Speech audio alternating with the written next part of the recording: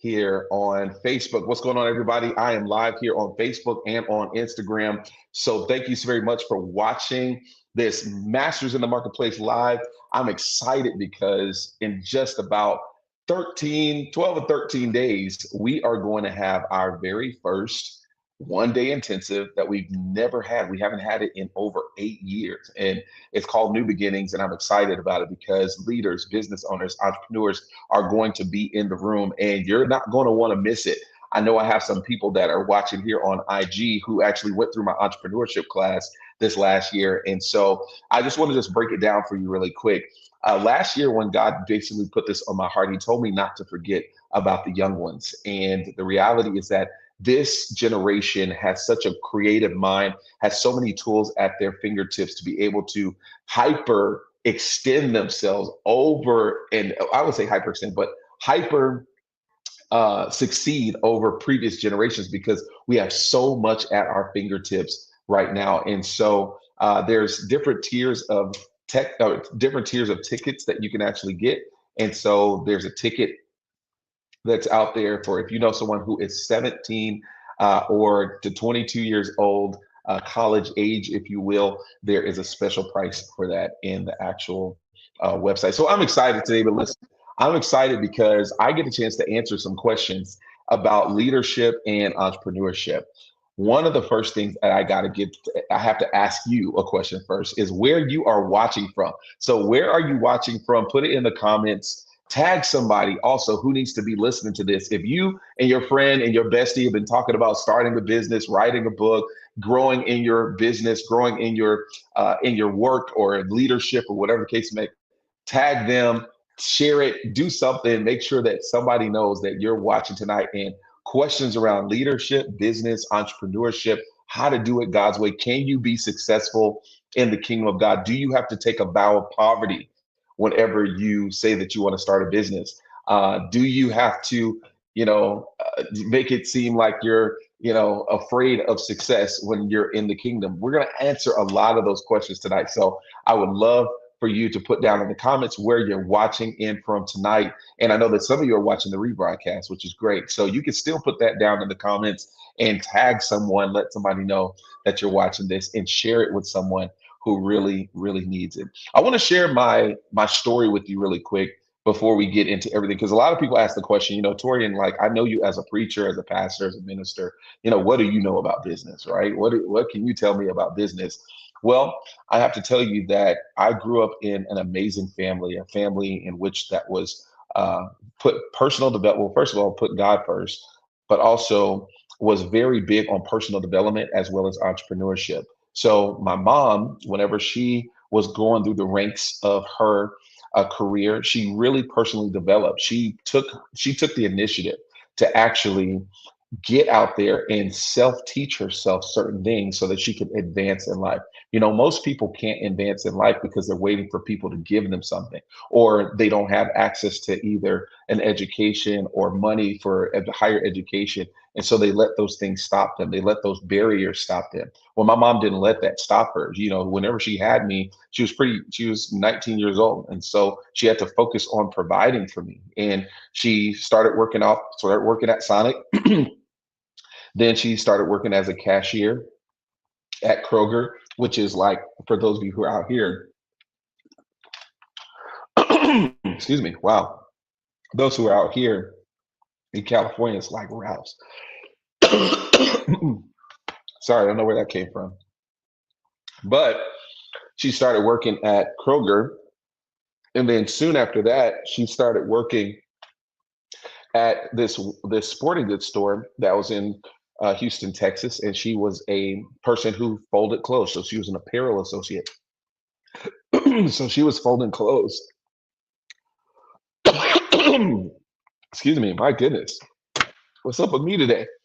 But she was folding clothes for the first part of her career, and an opening happened where she could actually become a cashier.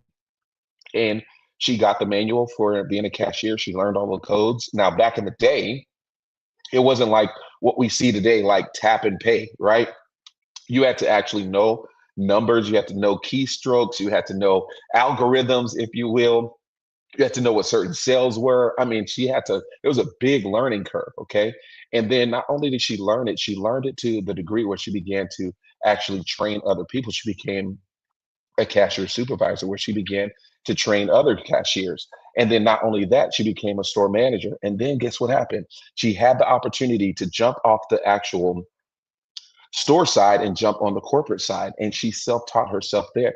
And so the reality is when you have a desire and a dream and a goal to get somewhere, you will pay the price in order to get there. I like what one of my friends, Dr. Luis Ariaza, says all the time. He says, when the promise is clear, the price is easy. Put that in the comments. When the promise is clear, the price is easy. Some people are not willing to pay the price because they don't have a clear promise. They don't have an actual vision before them. So therefore, they don't pay the price. They don't sacrifice. They don't put in the extra hours. They don't burn the midnight oil. They just let life happen to them. And there's a lot of people that just let life happen to them. And so many people that I know, I've seen very talented people. I see my friend on here, Big Reed, what's up, man? From college. We've seen both. Both of us have seen people who are very talented, very gifted, can sing like nobody's business, can rap like nobody's business, have an artistic gift or a ability to articulate, but they don't go anywhere because, look at this. I hope that you hear this, and I hope you hear my heart. But talent is never enough. Just because you are talented, just because you are gifted, does not mean that you're going to win the race. Can I remind you of a person? I don't say a person, but a story called The Tortoise and the Hare. Do y'all remember this? The tortoise and the hare. Does everybody remember the tortoise and the hare? The tortoise and the hare, the tortoise did not have the natural skills or the ability to win a race against a hare or a rabbit, but the rabbit did. But you know what the rabbit didn't have? He didn't have discipline. He took his gifting, he took his natural gifting, he took his talent for granted. And as a result, someone far less capable, less skills, less talent, less ability actually ended up beating him in a race that he should have won. How many of us have found ourselves in situations where someone who does not have the same either level of pedigree or level of education or gift or talent actually is outdoing us because we have not yet, look at this, subscribed and required the discipline necessary for us to get to that place that we say that we want to go, right? Most of us say we want to go to a certain place. We want to have certain gifts, certain accoutrements of success, the car, the house, the body, the relationship. We want to have those things, but are we willing to pay the price for that? Are we willing to do what's necessary in order for us to grow to the next level? Somebody put in the comments, grow to the next level. See, you don't just go to the next level, you grow to the next level. You grow into it. No one is born a genius. You have to have tools, you have to have discipline in order for that genius to come alive. You have to have a platform in which those genius, those ideas, those giftings can actually be displayed. And not only that, you have to have the discipline and the consistency enough in order to see it through all the way. Most people can't get to a destination is because they keep on giving up on themselves. They keep on giving up on themselves. The first sign of opposition, oh, this is too hard, or I don't think that I can make it, or maybe I'm not good enough, or my mom said I'm not good enough, my dad said I'm not good enough, my auntie, my cousin, my grandma's baby niece said I'm not good enough, so therefore I must not be enough. I got to tell you this, those people are lying. Okay. They're projecting what they think about them on you. You and I have to get to a point and understanding, no, the only person that has the right words to say about my life is the one who created me. God, he's the only one that has the right to say what I can and cannot do. And last time I checked that book that he wrote, he said, I can do all things, not small things. Come on, somebody, don't make me preaching here. I can do how many things? All things through Christ which strengthens me. And so tonight, I'm talking to dreamers. I'm talking to visionaries. I'm talking to people who know that where they are is not where they're supposed to be. If that's you, put me in the comments. If that's you, put me in the comments on Facebook, on IG. If you are a dreamer, you know that you have a big vision. You know you have a business on the inside of you. You know that you have greater capability. You know that where you are, how much you're making, how much you're earning right now, that's not your stopping place. If you know that that is not you, put me in the comments. If you know that you're not staying stuck, you know that you're not staying stagnant, you know that you have a dream, a vision, an idea on the inside of you that's going to touch and impact a lot of people, put me in the comments. If you are a person out there that you know that there's something that you are put on this earth to do, that you weren't supposed to be regular, okay? You weren't put on this earth just to pay bills and die. You weren't put on this earth just to look at this. You weren't put on the earth just to replicate what you came from, but you're supposed to be a generational wealth maker. You're supposed to be a generational chain breaker. You're supposed to have generational blessings in your life. You're not only going to be the only one that's graduating from college, your kids are going to graduate from college. They're going to get their master's. They're going to get their PhD. They're going to look, they're going to be presidents of universities. Come on, somebody. If that's you, put it in the comments, me, if I'm talking to the right people. I just want to know, am I talking to the right people? If I'm talking to the right people, listen, tonight is going to absolutely bless you. And I just want to just give you this understanding that this whole week I'll be going live and I want to just answer some questions around business and leadership. So back to the story. So I got a little sidetracked. Okay. My preacher came out a little bit, got a little sidetracked. So my mom was very big on personal development, going the extra mile, investing in yourself. You see all these books that are behind me?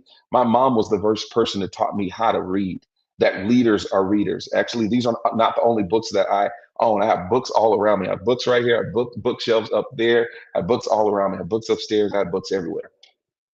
But investing in yourself is the most important investment that you could ever make. Put that in your comments or put that down for your notes. Investing in yourself, this $1 trillion computer that you have right here. I remember one of my mentors, Tyron McDaniel, used to say this: there's a $1 trillion computer right between your ears. This real estate right here between your ears is the most expensive real estate that you can actually invest in and you can actually build on. So this is this mind that God gave you, this brain that God gave you that could process 100 million bytes of information per second, that has the ability to come up with strategies and wisdom and ideas and all of these wonderful things. And look at this, we only use 10% of it. It's awesome. But this right here is the most valuable thing that you can actually pour into. Are you hearing me today? Okay. Hope that you hear me today, because this is gonna break some generational curses off of somebody. This is gonna break a pattern of weakness in a person's family. Understanding this one note: invest in yourself, invest in the brain and the mind that God gave you. Okay. That's a part of the work. Now, my father came into my life. I didn't grow up with my biological father, but my father came into my life when I was 2 years old. You'll get that later. He's my father. He's the one that raised me. And even though we don't share the same blood, he invested on the inside of me, and I am his son. And I'm so proud to be called his son. But you know what he did? When I was about 10 years old, he made a decision to step off of his job as a porter. Now, get this, he was a porter, which means that he was washing cars for a dealership that was in town. Okay. Washing cars for a dealership. And he would spend hours there washing cars.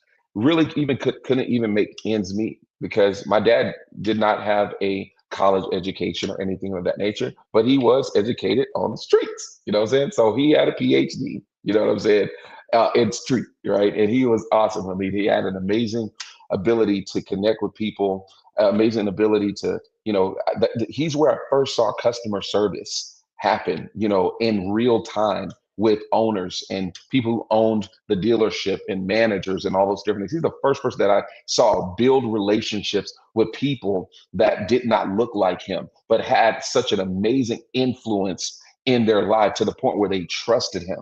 So he stepped off of that staff and he began to declare. I remember hearing him saying, the place that I work will one day be my contract. One day they're not going to pay me wages, they're going to pay me fees, and they're going to pay me in a contract. And one day, guess what? It happened when I was 10 years old, right?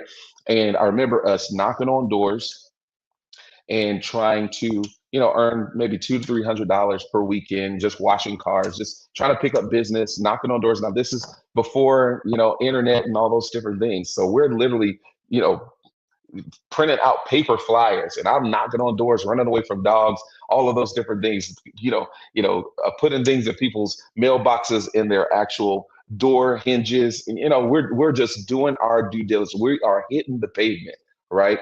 But this is what it taught me.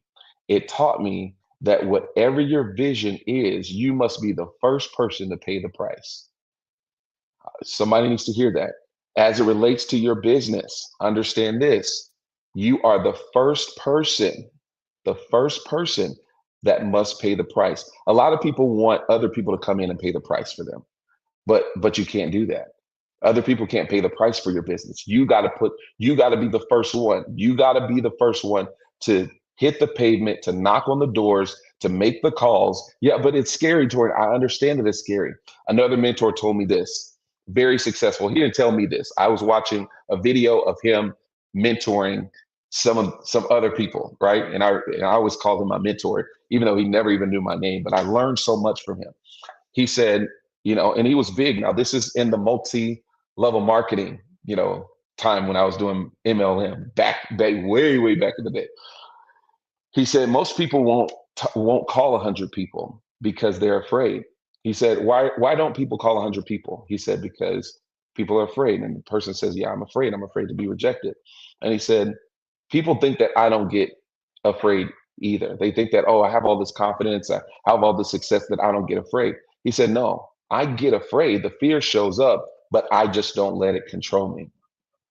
Somebody needs to hear that. The fear shows up, I just don't let it control me. So I need you to understand that today, there's something that's in front of you that you are so afraid to do. You're afraid to make the jump. You're afraid to start the business. You're afraid to go for the promotion. You're afraid to ask for the date. You're afraid to ask for the meeting. You're afraid. But let me tell you something, that fear shows up, but it's not designed to control you. It's designed to try to stop you from your next level. If you could just envision your yes beyond that fear, if you can look beyond the fear that's in front of you and see the possibility of success, you can make it through. I know that this is some free game that I'm putting you guys on, okay? I'm just letting you know that if you want to succeed in life, you got to stop allowing fear to control you. Fear is not it's not a spirit that's supposed to control you. A fear is a spirit that is subject to the spirit of faith. Okay, it's subject to the spirit of faith. Okay, so my father began his business, and I worked with him in business for a long time, and we until I went off to college, and so I saw that business grow from us knocking on doors to now dealerships and business parks and credit unions and successful entrepreneurs and other people just knocking on our doors because we had a spirit of excellence. And I'm so excited to share, from that. And so I went on to get my degree in business, went on to start my own businesses, did very well in those businesses. And some I didn't do too well in those businesses. But I'm here to share with you the value that I've learned throughout this time for business. Right before we get into that, I want to stop really quick and I want to share with you that here on IG, you may see a link. It says secure your seat in the room. I want you to secure your seat. On August the 1st, I'm having a 1-day intensive. And this intensive is designed for leaders and business owners, entrepreneurs to start to scale and to truly be able to succeed in business and leadership. Get this, not just any kind of way, but God's way. One of the things that I know that I am anointed to do is to help leaders grow. I know that I am anointed to help people to discover their purpose, to develop their potential, and to dominate in their place of leadership. That's what God has given me. And so the Masters in the Marketplace Live 1-day intensive is called New Beginnings. It's happening on the 21st of August. It's going to be awesome. We only have about 12 or 13 days for you to actually register. The links are below, so you want to make sure that you get in the room. And so you can register now. I'll drop the link for those who are on Facebook, on IG. It's already there. Okay, so now let's get into it today. Okay, here's the first question that somebody asked me. It says, when is the right time to start a business? When is the right time to start a business? There's different varying seasons that you may find yourself in, but most people think that they need more money to start. They think that they need more time to start. But in reality, what they need is more clarity, more clarity. Somebody put in the comments, clarity. You need clarity. You need clarity when to start. It's not about when do I start. Do it. I need to have clarity. Now, what do I mean by that? You can start a business right now with you having a full-time job. We used to always say this, work 9 to 5 on your job and work 5 to 9 on your dream.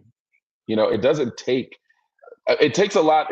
Don't get me wrong. It does take a lot for you to start a business, for you to grow a business, but starting a business is commensurate to you planting a seed. Okay. When you plant a seed, you don't get a tree the next day. Okay. You don't get the crop the next day. You plant the seed with the intention that you're going to do some work. You're going to plant, you're going to water, you're going to put in the sunlight, you're going to protect it so that as it grows, you have something worthwhile to share with someone. Okay. So starting a business, it's about clarity. Don't wait until you have everything figured out. Okay. Don't wait. Once again, do not wait until you have everything figured out. Start where you are and build so that you can learn. Learn the business. Learn how to run your business. This is your time that as you have started a business, for you to start exploring, how different businesses run, you know? So, when to start a business is totally, up to you, but don't wait till you have all of the money to start the business. Because here's what I know, some things only happen as you go. One of my mentors used to always say this, that God gives you more on your way than when you first begin. Most people, like I said, are waiting for $1 million to be in their bank account, $100 million. They're waiting for them to be totally out of debt before they start a business. Well, most people who started a business that we know as tycoons today and people who are very successful in business today, they did not have a lot of money to start their business. You can start a business with $0. You can start business just strictly on favor. And it's vitally important for you to know that don't let those things stop you from starting a business. Don't let the lack of money, the lack of education, the lack of resources, or whatever the case might be, to stop you. When is this the right time to start a business? When you are clear on the couple of things. Number one, on the product or the service that you are actually willing, look at this, willing to pay the price for to bring to market. Don't just start a business because everybody else is starting a business, because that business may not be your business. This is, some people, they, get their start in business in a multi-level marketing sense. That's totally fine. They learn leadership, they learn personal development, they learn all of those different things. It gives you the ability to learn while you earn and earn while you learn. Some people, you can start there, but some people who are starting a traditional business, you're going to have to do a little bit more research on getting clear on your target market, on who it is that you serve, and what is it that you actually are serving them. Is it a good or is it a service? Which one is it? Okay. What's up, everybody? I see people joining me on IG. Good to see you. Let us know where you're watching in from. We're just talking about it. When is the right time to start a business? Okay. You start a business when you get clarity on who it is that you serve, why it is that you're serving them, and what is it that you're serving them. Okay. Who it is, why it is, and what it is that you're serving them. Then as you get clarity on that, then you can start the process of starting a business. Okay. Let's go to the second one. That's a good question. Second one, how much money do I need to start a business? It really depends on the business.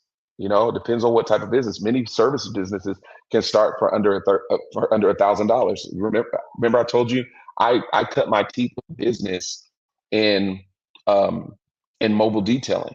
So get this, I started my business under $1,000. All I needed to get was some rags, get some chamois, get some chemicals, I didn't even have a pressure washer, at that time. I just started with somebody else's water hose, I started under $1,000. And get this, I was able to compound that and able to grow that business. So it depends on the business, but build your business idea until, the bigger investment, the bigger investment isn't the money, it's the mindset, it's the discipline, and it's the consistency that's necessary in order for you to actually start this business. So how much money do you need? It depends. Okay. There are people that I know that I've helped start businesses, it took them $0. Some people, it took them, $1,000. Some took 2,000. Some took 10,000, 20,000. It just depends on what type of business you're starting. But here's the thing: get research, do research on what it would cost at a baseline for you just to start operations. Some things you'll need some things you'll need licensing for. You'll need certifications for. So that's a cost in starting the business. So it really depends on what type of business you are actually doing. Okay. Number three, here's the third one. Should I quit my job and start my business? Oh my goodness. I get this a lot. Okay. Somebody says, I got this business idea, and the thing that's standing in the way of me is this crazy job that I'm on, man. If I just quit my job, I can spend more time. Be careful. Be careful with that, because while you're starting your business, your job is providing the income that you need in order to be stable. Most people think that when I start a business, I'm going to be rich in the next 6 months. Well, some you might be, dependent on what you're starting. I mean, we live in a society in which, virality, it's like this. A person can release a song. Like there's this young man who released a song, and it's almost platinum at this point. He's 9 years old, but he's almost platinum because of all of the streams and because of all of the notoriety. I mean, he's gone from a quote unquote overnight success, but I would say it wasn't an overnight success. Probably took him about 8 years to get there, right?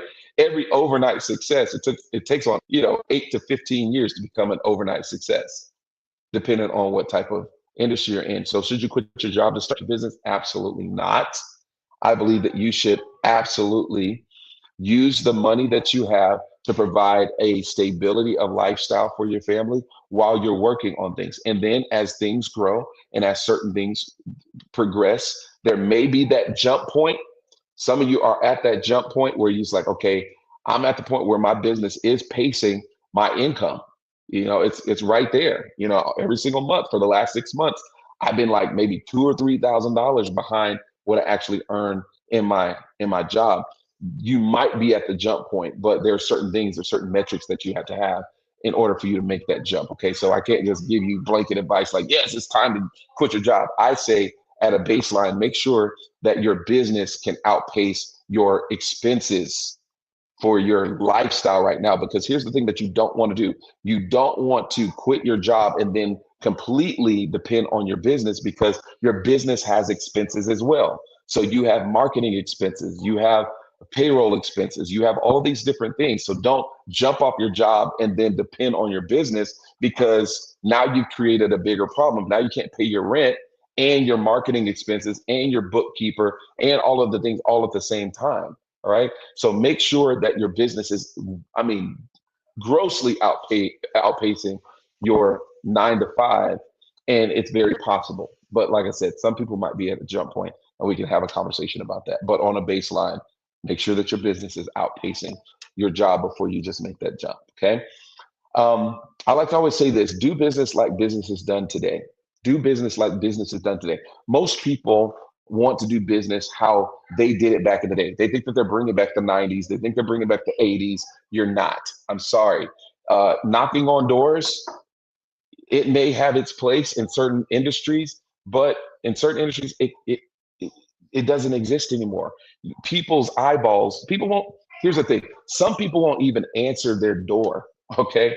If somebody comes, they could be sitting, for me, I'm just going to talk about me. Can I talk about me? Let's not talk about some people. Let's talk about this people. All right. If I'm sitting right here, if somebody who I don't know, who I didn't invite over, comes to this door and knocks on my door, I'm not answering the door. I don't care if I can see. I don't care if we make eye contact. I'm not answering the door, because I don't want to be. Is anybody like that? Is anybody like that out there? Like, I will not answer the door. Here's another thing: if you just do a FaceTime call on me, like randomly, I'm not answering the phone. I might not even answer the phone if you randomly call me. Send me a text message first. Okay. Send me a text message first, because the reality is I'm already focused on what I want to do. All right. So there's certain, you know, things that don't exist. But do business like business is done today. Have a business presence online. Have a business presence on Facebook, on Instagram, on YouTube. You know, one of the things that we're being more intentional with our YouTube going into this year. Okay, going being more intentional because I can reach more people through IG and Facebook and YouTube than waiting for everybody to coordinate their schedules and everybody come and over to my house. I can reach more people like this, right? And so do business how business is done today. Number 4, this is a good question. What makes someone a great leader? What makes someone a great leader? I would say the first thing that makes a great leader is understanding that there's a mind shift. The mind shift is, I'm not a great leader because I have more followers. I am a great leader because I create more leaders. I'll say that one more time. I'm not a great leader because I create more followers. I'm a great leader when I create more leaders. That's what you and I have to get an understanding of. We don't, your job as a leader is not to make more followers. You're not supposed to make more fans. You're supposed to make more leaders. And your test of leadership, it comes as a result, is what happens when you leave the room. When you leave the room as a leader, think about it. I know that I'm talking to some executives and some people that are in some high ranking positions that are here watching on Facebook and on Instagram. I know that there's some people that have their own businesses and they are operating a team. Now, if your business and your leadership crumbles when you go on vacation, when things don't happen, or they're at a standstill because you go on vacation, or if you're out on leave and your business stagnates or goes down, you're not a leader. You're a placeholder. You need people to prop you up to make you feel good about yourself. I know that this is hard. This is hard stuff, right? This is hard stuff. This is very hard words that I'm saying to you. I know it. But understand this. You're not a leader, you're a placeholder. And that's why I put on here, leadership is not for the weak. Okay. There's a mind shift. You got to stop thinking like an employee. You got to stop thinking like the allness and the muchness. You got to start thinking like a servant. Ooh, that's gonna hit somebody where it hurts. What I own the business. People should be catering to me. Not really. Your business, your service should be providing value for people, even in your employees, even the people that are helping you in your business. You should be providing them value to help them do their job way better. When I go into companies and organizations, it's such a mind shift because there's this top down type of mentality. Most people have a top down mentality, like everything, it's the top down, the things don't run up, they just run down. I get that for gravity's sake, but it's horrible for leadership's sake. Okay. The reality is that I have to take the role of a servant. Jesus said this, if you want to be great, guess what? You have to become a servant. You have to be one that's willing to serve. Hey, what's up, royalty in person? What's going on? Good to see you. Yes, absolutely. This is going to stay on replay. So make sure that you like, love, and share it, all the different stuff. Okay. You have to take the role of a servant. Jesus did it best, right? I'm not afraid to talk about Jesus. That's my Savior. That's my Lord. Okay. So Jesus, he's a rabbi. Okay. He's one of the most notable people in his society. Okay. He's doing miracle after miracle. He's opening up blinded eyes. He's doing wonderful things. But on the very last night of his life, he could have sat in a chair that was elevated and said, I'm about to go to the cross. Everybody sit down and worship me and wash my feet and glorify me. No, he didn't do that. He took a towel and he girded himself. He took off his rabbinical garments and laid them to the side and took up a garment of servanthood. He took up a towel and he girded himself and he began to wash his disciples' feet. He said, the greatest of you is not the quote unquote leader, it's the servant. It's the one who's willing to get dirty on behalf of someone else's elevation, who's willing to go through the hard things, in order for the value to be placed on someone else. That's how you succeed in business. Okay. What makes a great leader is service. It's service. And here's another thing, the attitude of a leader is that I like to always say this is a Torianism. Okay. Real leaders don't reflect their environment. they infect their environment. Take a screenshot of that. Real leaders don't reflect their environment, they infect their environment. They are saying, listen, I know that I am here, I'm put in position, not for me to become like everyone else, but I've been put here by God.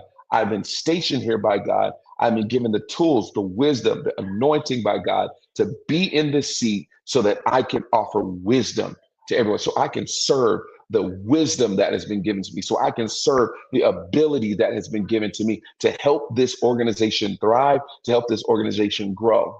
Real leaders don't reflect their environment, they infect their environment. Now, most people have this mentality when they're getting hired, but as they get hired and they get on the job, guess what happens? They get comfortable.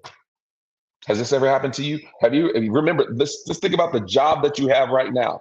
Remember, the job that you have right now, you're praying for a job, and you give that job, I can make a lot of difference here. It's going to be exciting. I'm going to be able to do this. I can pull from this. I can pull from that. I have this mentor. I have this information. I have this that I can put. And all of a sudden, what happens 3 to 6 months later, you're coming in and clocking in late like everybody else because your environment got you.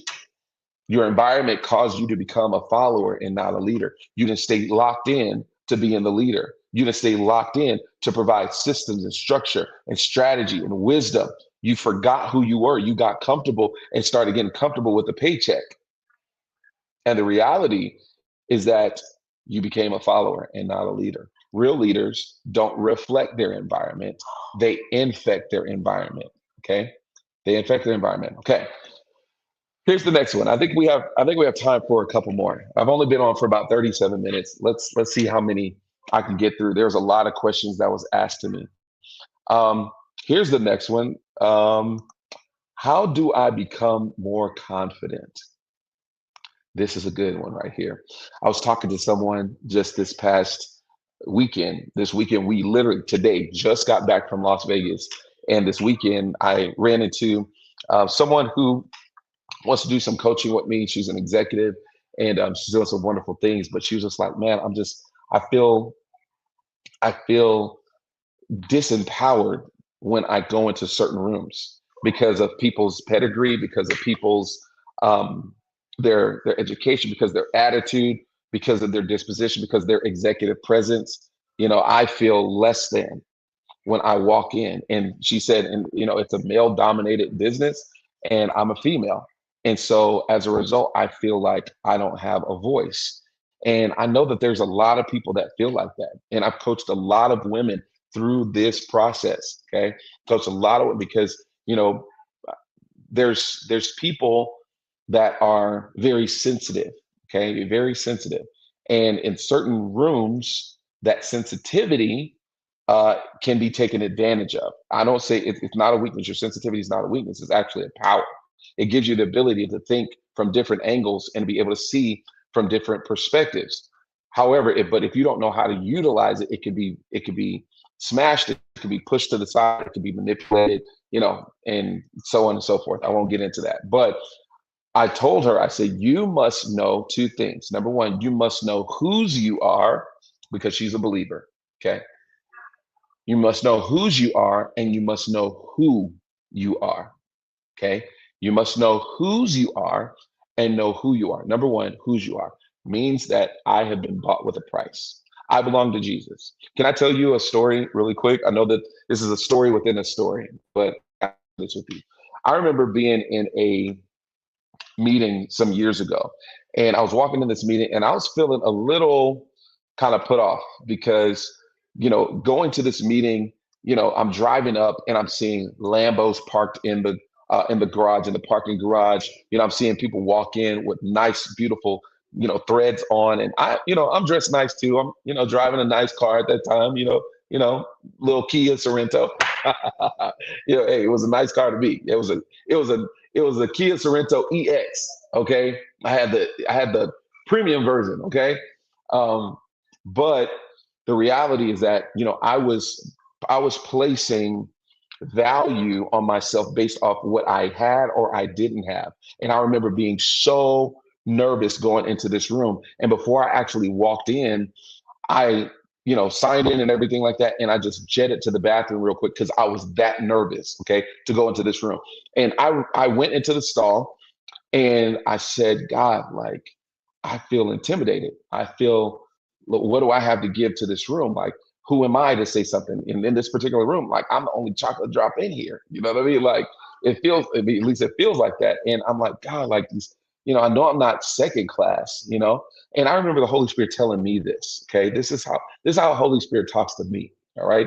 I don't know how he talks to you, but he talks to me like this. He said, Torian, that's right. You're not second class, and you're not even first class. And I'm like, Brr? He said, you're kingdom class. And that trumps every class that there is. He said, don't you understand that you've been bought with a price? Don't you understand that the king of all the universe spilled his blood for you? Do you know that you're kingdom class? Don't you know that you were formed together in your mother's womb? Before you were formed in your mother's womb, I knew you, I ordained you, I sanctified you, I set you apart for this moment. And that built me up to the point where I was like, you know what? Yeah, that's right. I'm not first class. I'm not second class. I'm kingdom class. Okay. And that's how you got to walk in it. When the person says, how do I become more confident? You got to know whose you are and you got to know who you are. You got to stop letting social media lie to you because you don't have 1,000 followers, 1,000,000 followers, or you don't have $1 billion in your bank account. You got to stop qualifying yourself based off of the material things that you have. You have to qualify yourself on the price that was paid for you. You have to know who you are. Now, this is what separates a kingdom entrepreneur and a kingdom leader from every other leader, because we got the king working on the inside of us. The Bible says, greater is he that is in me than he that is in the world. Now, I know for you, there's some people out there, you want, a book to read or a quick fix or whatever the case is, but it comes from confidence in knowing who you are. You forgot who you were. You thought that you were a church member. No, no, no, sis. No, no, no, brother. You belong to the kingdom of God. You belong to the kingdom of God. And you got to understand that when I am confident in myself, and when I'm confident and not just confident in my abilities or my talents or my gifts, those things are great. But when I'm confident in who I am, that I'm a son of God, that I walk with God, that angels are surrounding me, that demons tremble when I show up, because the king of the universe, the greatness on the inside of me is greater than he that is in the world. When I know those things have been invested in my spirit, my life goes to the next level. My business goes to the next level. My leadership goes to the next level, because I'm operating on such a high level in another stratosphere that people in this world cannot refute. Now, this is not a competition against people or anything of that nature. It's just knowing who you are. It's just walking in the confidence and not being afraid to push forward in the vision and the ideas that God has given you. Because most visions and most ideas, although they are a solution, they are abrasive. I'll say that one more time. Although a vision and an idea from God, even though it is a solution, it is abrasive. Why do I say it's abrasive? It's abrasive to those who want to stay stagnant. It is abrasive to those who want to stay stuck. It's abrasive to those who do not want to change. It's abrasive to those, get this, who want to keep you in a little box. But you and I have to have confidence to break out of the box and understand there is no box. You can't put me in a box that God didn't create me. God didn't create me in a box. He created me in a womb. And as a result, last time I checked, I was released from that womb. And now I'm able to do all things through Christ, which strengthens me. Are y'all feeling what I'm talking? Are you picking up what I'm putting down? Okay. Are you picking up what I'm putting? I'm not playing with y'all today. This is real stuff. This is how you operate in kingdom. This is how you operate in strategy. This is how you operate in wisdom. This is how you operate according to the birthright that God has given you. Okay? Look at that. Yeah, royalty and person is scrubbing pants. That's right. Jesus was abrasive to the religious people of his day because of the kingdom ideas that he had. Healing somebody on the Sabbath, eating with tax collectors and sinners. Abrasive. The kingdom is, the Bible says the kingdom suffers violence. The violent take it by force. You got to understand, you and I have been made for this. Okay, confidence comes from knowing who you are and whose you are. And here's the other thing. When it comes down to confidence, confidence is best shown or best born out of consistency. If you want to be confident in something, if you want to be confident, say for instance, in your singing voice, well, you got to be consistent in developing it. If you want to be confident in your speaking voice or in your speaking, your presentation, you have to be consistent in it. You can't just be one off and every single day, okay, or every single week. You can't be like off and on, off and on. No, you got to be consistent, okay. So consistency gets you to the victory, okay. Let's see how many more we can do. Maybe we can do like 2 or 3 more. Okay. Here's another one. Somebody asked me this question. What if I'm afraid of failing? What if I am afraid of failing? Most of us know that fear is a spirit. In 2 Timothy, it says God has not given us a spirit of fear, but that of love, power, and a sound mind. Okay. So number one, understanding that fear is a spirit. And a spirit always wants to embody a host. And so fear shows up at the door, but your job is not to let it in. Too many people let fear in. And I'm not letting fear in. I'm just a little nervous. No, that's fear. Well, I'm just a little intimidated. Well, that's fear. Well, I'm just a little, anxious. Well, yeah, that's fear. Okay. We put little cute words on fear today, but it's fear. It's the spirit of fear. And God has not given us a spirit of fear. Now, like I said, it does not mean that what you're experiencing right now is not fearful. I get it. I understand it, but it's not designed to control you. Once again, I think I already said this before a little bit earlier, but fear is not designed to control you. Fear shows up when you're about to make a life-changing choice that is going to better your life. Now I'm talking about when fear shows up when you're about to better your life. Okay. I'm not talking about like, fear when you're about to like jump out of a plane. Like, okay, that's playing with your life. Okay. Let's not do that unless, whatever. I know I have some friends that like, it's such an adrenaline rush. And, oh, it just shows me that I'm bigger than the fear. Well, I know that I'm bigger than the fear with my feet still on the ground. Okay. So I don't need a plane to show me that I'm bigger than fear. God already told me that He hasn't given me a spirit of fear. Okay.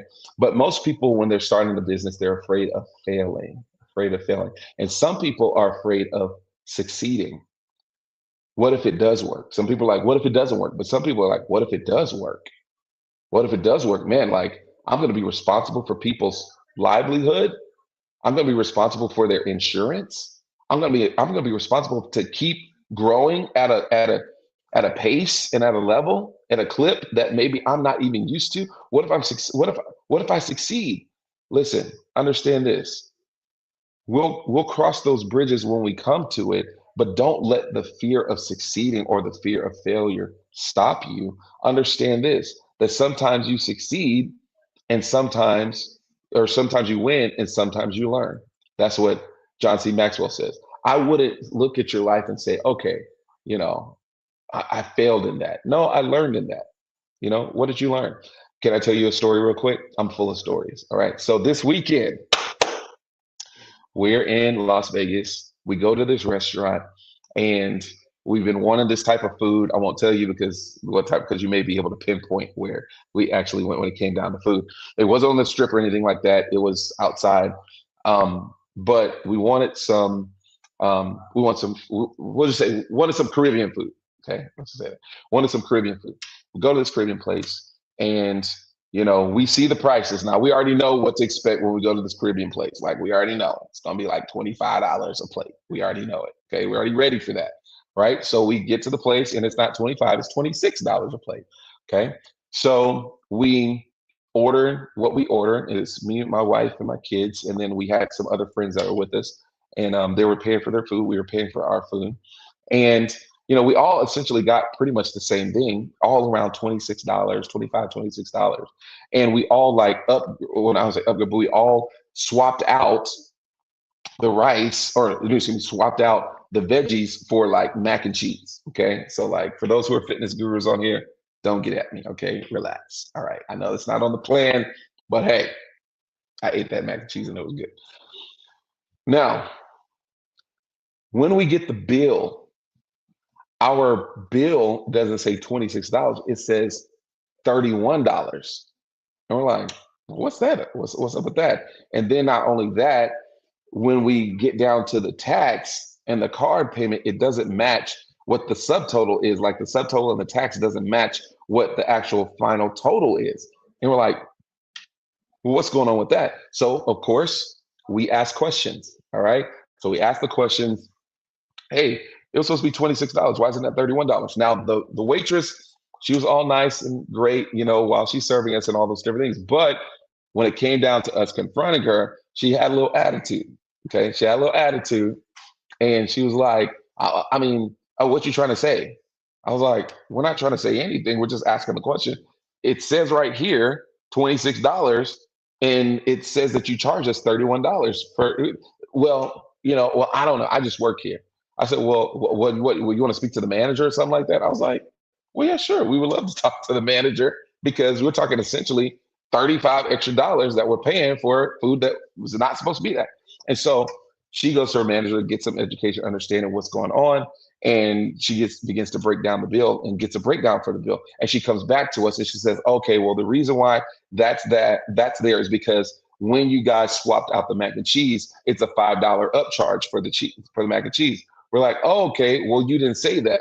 You said that we can swap it out. We asked, can we swap it out? But you didn't, like Chipotle, tell us, oh, that's extra charge, right? You didn't tell us that. And she was just like, well, I mean, well, that's my fault, and I'm sorry about, but that's what it is. And we're like, okay, that's totally fine. Well, let us understand when it comes down to this charge right here. What is it? She was like, well, it's because you pay with a card, and that's the surcharge for the card. I said, okay, great. I said, so let me ask you this: what did you learn? And she said, this, that, and the other. And she said, well, I learned that I need to tell people it's an upcharge for the mac and cheese. I said, mm-hmm. And then also, if you're paying for a card, there's going to be a surcharge for the card. I said, mm-hmm. I said, okay, exactly. So many people will turn that negative experience into something that they're going back and forth and having an attitude with somebody. But no, let the negative experience teach you something. Are y'all hearing what I'm saying? Okay, let the negative experience teach you something. Let the negative thing that has happened to you teach you something. Don't just let it just fester and turn into an attitude and turn into rejection and turn into a fight and turn it into, oh, now I'm a failure. No, don't let it define you. Learn something from it. Okay. So if you're afraid of failing, let it teach you something. Okay. Don't just be out here failing and don't learn anything. Learn from the failure. Learn from the things that have happened to you. Okay. So I like how people put it out there. Fear is false evidence appearing real. But my friend Doug Shutt, man, he gave me a wonderful thing. Most people fear because they are facing experiences around rejection. When he said that to me, I said, wow, most people are afraid because they don't want to be rejected.